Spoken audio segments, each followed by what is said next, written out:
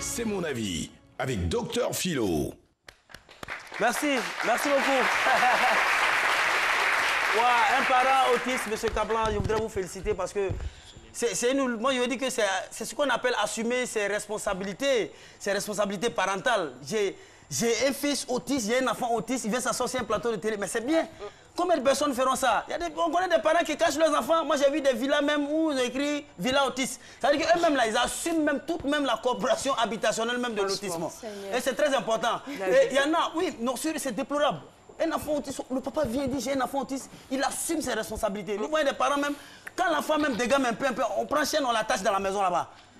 Oui, sérieux, l'enfant, c'est un enfant, il n'a pas demandé à venir au monde. Donc quand il est là, il faut assumer. Et puis l'autisme, c'est pas une maladie mentale et autre, c'est juste un trouble de comportement. Voilà, il y a des enfants, mais ils ne sont pas autistes, même la même comportement. Il tire oreille des étrangers dans la maison. Il n'est pas autiste, mais lui, il tire oreille. Lui, il est plus qu'autiste.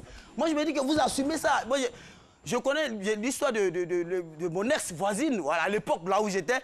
Mais l'enfant était né. Et gardait l'enfant dans le placard chaque fois. Et l'enfant arrivait à s'imposer. Dans le placard, quand les étrangers, l'enfant est dans le placard. Et l'enfant a pris un marqueur chaque fois.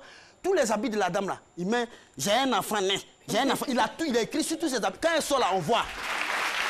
Il y a quoi? Donc l'enfant, c'est pourquoi je suis rentré à la maison courir. C'est un truc de comportement. Souvent l'enfant il couche dans la maison, il montre des choses du doigt. Donc il y a des musiques, mais il ne faut pas jouer. Si l'enfant est autiste, si tu mets courir encore, quelqu'un qui court d'habitude, tu mets courir encore, il va sortir de la maison. Il va sortir de la maison. Donc il y a des comportements adoptés. L'enfant a besoin de tout cet amour.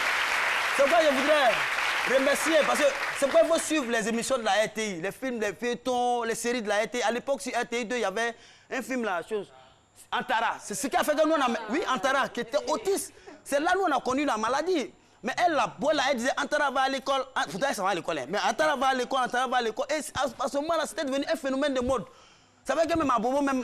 Non, avec Kabato, pourtant, elle n'est même pas autiste. Donc, voilà. Merci, Docteur Philo. Je voudrais beaucoup mes propos, merci pour l'amour. Et surtout, il y a tellement de choses à dire. On parle même comme c'est les femmes enceintes, souvent, problème d'oxygène. C'est ce qu'on fait voir quand on fait les recherches. Donc, les femmes enceintes ont un bon comportement. Quand tu es fâché, il ne faut pas faire de jalousie. Parce que quand l'enfant est dans ton ventre, et puis quand tu es fâché avec ton mari, c'est tout ça là qui va étouffer l'enfant, qui va être l'autisme. Merci pour l'amour que vous donnez aux enfants.